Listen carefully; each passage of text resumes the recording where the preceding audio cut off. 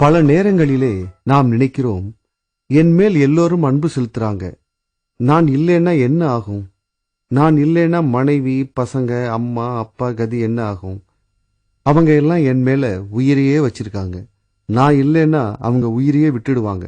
இந்த மாதிரி எண்ணத்திலேயே நம்ம வாழ்க்கை போயிட்டு இருக்கு. ஆனா அதோட உண்மையே வேற.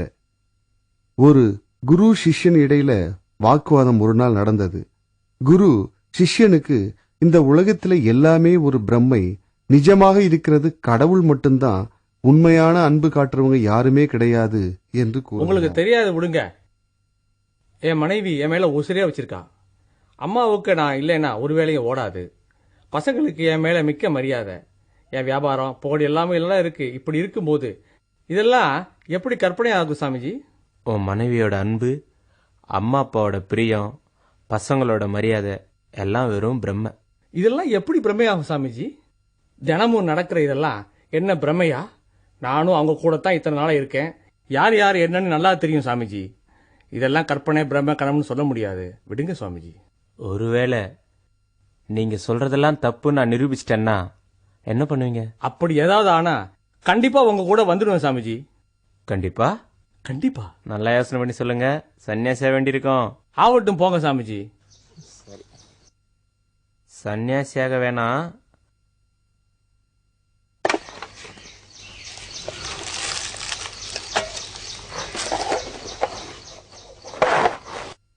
இதோ இதை பிடிங்க.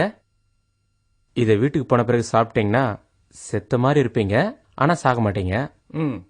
நீங்க செத்துட்டீங்கன்னு தெரிஞ்ச அப்புறம் வீட்டுல யார் யாரு என்ன பேசிக்கிறாங்கன்னு உங்களுக்கு கேட்கும். சரியான நேரத்துல நான் அங்க வருவேன். இதுல ஒன்னும் பிரச்சனை இல்லையே சாமிஜி? உயிருக்கு ஒன்னும் பயம் இல்ல. ஏன்னா எனக்கு நிறைய பொறுப்பெல்லாம் இருக்கு சாமிஜி. பரவாயில்ல, பயப்படாதீங்க. போயிட்டு வாங்க, நான் சரியான நேரத்துல வருவேன். ஆகட்டும் சாமிஜி, நான் போயிட்டு வர்றேன். குரு கொடுத்த மருந்தை சிவநாதன் சாப்பிட்டார். அவர் செத்து போயிட்டார்னு எல்லோரும் நினைக்கிறாங்க.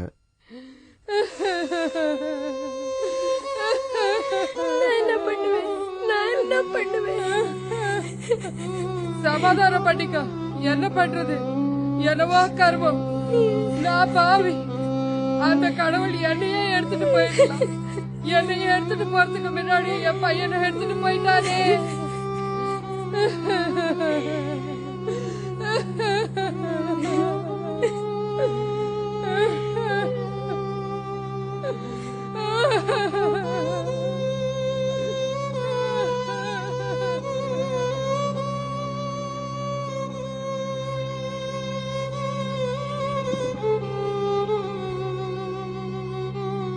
சுவாமிகளே, என்ன அநியாயம்.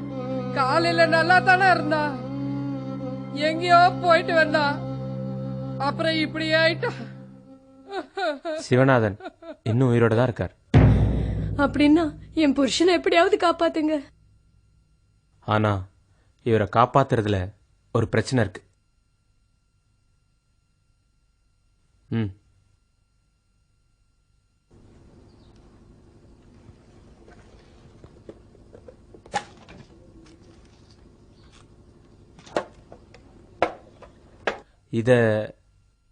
இத தண்ணியில கலந்து கொடுத்தா உயிர் வந்துடும்.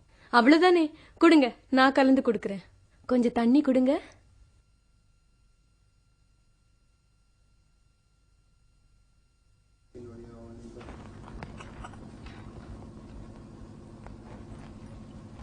ஆனா அம்மா, இத அவரை குடிக்க வைக்கிறதுக்கு முன்னாடி நீங்க குடிக்க வேண்டியிருக்கும். அவ்வளவுதானே, நான் குடிக்கிறேன். ஆனா கொஞ்சம் பிரச்சனை இருக்கு.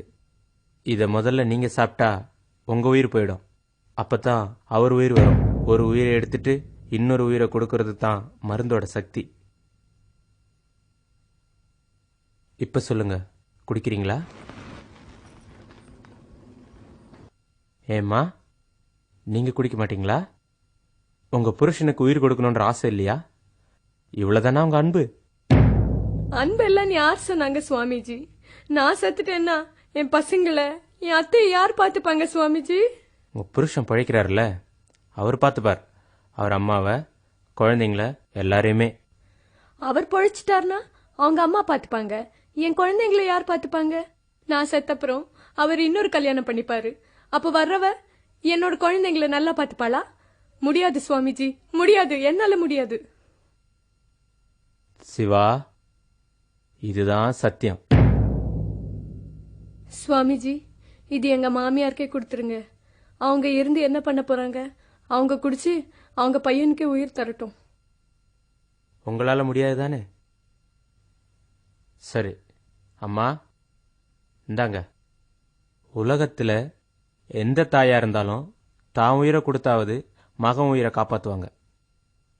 இதை குடிங்க. உங்கள் உயிர் போகட்டும், உங்கள் மகனுக்கு உயிர் வரட்டும். சுவாமிகளே, என் பேர பசங்களுக்கு என் மேல ரொம்ப பிரியம். நான் செத்து போனா யார் அவங்கள பாத்துக்கிறது? ஏமா தாயே, நீயே சாப்பிடு. என் கஷ்டத்தை புரிஞ்சுக்கோங்க அத்தை. என்னாலும் சாக முடியாது. கடைசியா சிவநாதனை காப்பாற்ற யாருமே முன் வரல. மருந்தோட சக்தி போயிருச்சு. சிவநாதனும் போயிட்டார். ஐயோ,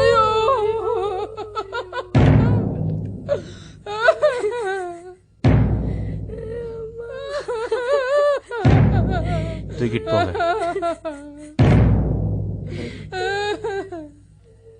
கீழே வைங்க, கட்டில கீழே வைங்க. ஏம்மா, என்னாச்சு? என் புருஷன் நரவுல இருக்கிறது அந்த கட்டில் ஒண்ணுதான். அம்மா, பையனே போனதுக்கு அப்புறம் கட்டிலுக்காக வருத்தப்படுறீங்க. என் பையன் கட்டிலோட எடுங்கப்பா. என்னை விட்டு போயிட்டானே, நான் என்ன பண்ணுவேன்?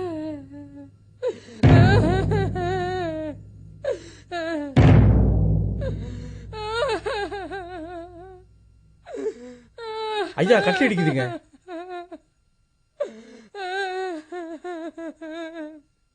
வாசக்கால இடிச்சிடுங்க, சுலபமா எடுத்துட்டு போலாம்.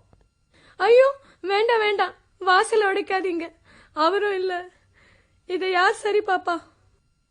அம்மா, உடம்ப தனியா தூக்க முடியாது. கட்டிலோட தான் தூக்கணும். உடம்பு விரைச்சி போச்சு. கட்டில இருந்து உடம்ப தனியா தூக்குனா உடம்புல கை, கால் இதெல்லாம் உடைஞ்சிரும். புருஷனுடைய கையை காலை உடைச்சிட்டு அப்புறம் எடுத்துட்டு போலாமா? என்ன வேணா பண்ணுங்க, ஆனா கதவை மட்டும் உடைக்காதீங்க. அந்த கட்டில எடுத்துட்டு போகாதீங்கப்பா. ஓஹோ, என்ன ஆனாலும் பரவாயில்லையா? ஆ? ஏம்மா, என் உயிரை விட கட்டில் பெருசா? ஏண்டி, என்னை விட உனக்கு இந்த கதவு, வீடு எல்லாம் பெருசாயிடுச்சு இல்ல? சுவாமிஜி, நீங்க சொன்னது உண்மைதான். எல்லாரும் தங்க சுயநலத்திற்காக தான் அன்பு காட்டுறாங்க. உண்மை என்னன்னு இப்ப புரிஞ்சிருச்சு.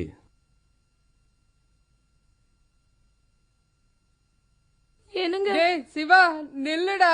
ஸ்ரீ ராமகிருஷ்ணர் சொல்கிறார், இந்த உலகத்திலே ஜனங்க சுயநலத்தை பாதிக்காத வரைக்கும் அன்பு காண்பிக்கிறாங்க. யார் சாதகனா இருக்கானோ அவன் இப்படி விசாரம் பண்ணணும். கடவுள் மட்டும் என் சொந்தம், வேற யாரும் இந்த உலகத்துல என் சொந்தம் இல்லை என்பதை புரிஞ்சுக்கணும்.